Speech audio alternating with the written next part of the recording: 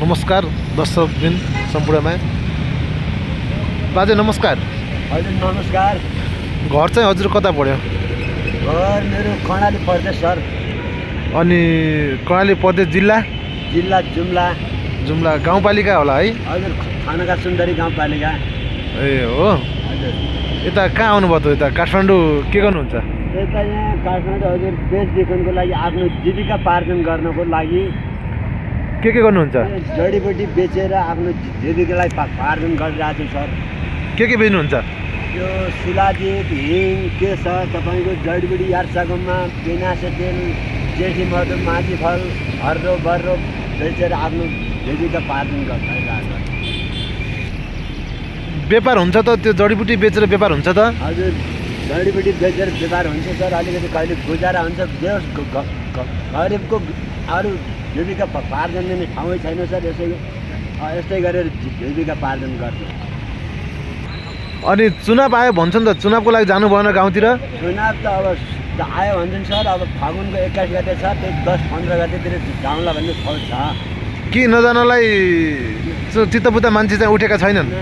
अब जो मान्छे हाम्रो कर्णालीबाट जो मान्छे राम्रो उठ्यो सर उसैलाई जम्ला भन्ने सोच छ। जम्ला भन्ने सोच छ सर। यहाँबाट जाँदा 15-20 हजार रुपियाँ भाडै खर्च हुन्छ। 15-20 हजार भाडा हालेर लग्ने मान्छे को छ यहाँबाट? त्यही भएर अलिकति धनको गरिब मनको धनी भने जस्तै मनको धनी त त्यहाँ जान पायो भोट हाल्न पायो भन्ने त सोच छ।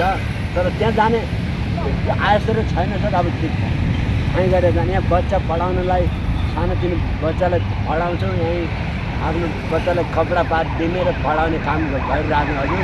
अझै 20-25 हजार रुपियाँ खर्च कसले दिने र कसले जाने? चुनावमा घर गएपछि अनि भोट चाहिँ कसलाई हाल्नुहुन्छ त? भोट हाम्रो ठाउँबाट कर्णालीबाट जो नेता राम्रो जो उठ्यो उसैलाई हाल्नु। कर्णालीबाट होइन, जुम्लाबाट। जुम्लाबाट जो हाम्रो गरिब जनताको सेवा सम्हार गर्ने, गरिब जनताको रक्षक गर्ने, गरिबहरूको घाँस कपासको व्यवस्था गर्ने मान्छे उठ्यो भने हामी उसैलाई हाल्न तयार छौँ।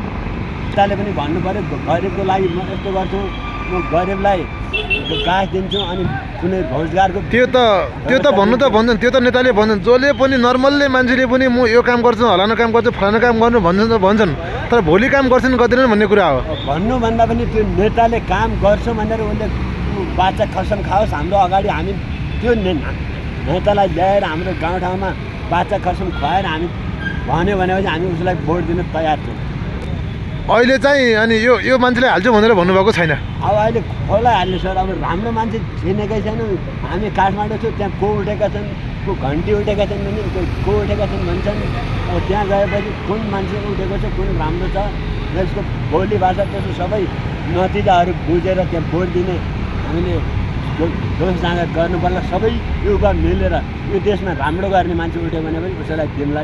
जिल्लाबाट प्रतिनिधि चाहिँ राम्रो बलियो आउनुपर्छ। हाम्रो भनाइ यही नै छ।